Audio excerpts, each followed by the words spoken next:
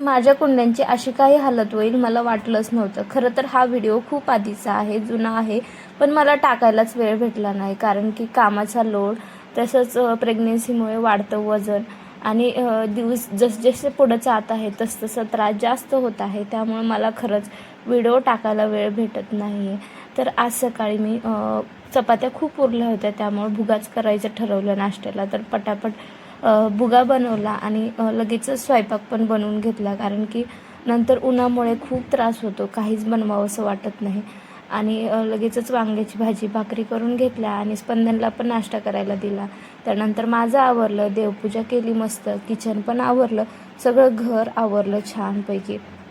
आणि दुपारी बघा कसा हा पसारा केला आहे.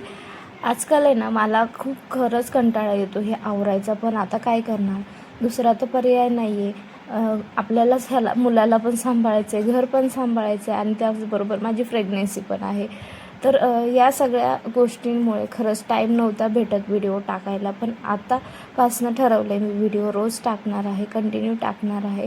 तर माझा प्रेग्नेन्सीचा कितवा महिना चालू आहे, तर माझे मूड स्विंग्स कसे होत आहेत, परत वजनामध्ये वाढ झाल्यामुळे काय काय होत आहे ते सगळे मी पुढच्या व्हिडिओमध्ये शेअर करणार आहे. तर बघा, वाऱ्यांमुळे माझी कुंडी खाली पडली होती आणि तिचे फार 2 तुकडे झाले आहेत आणि नंतर मी घेऊन आले. चलो बाय.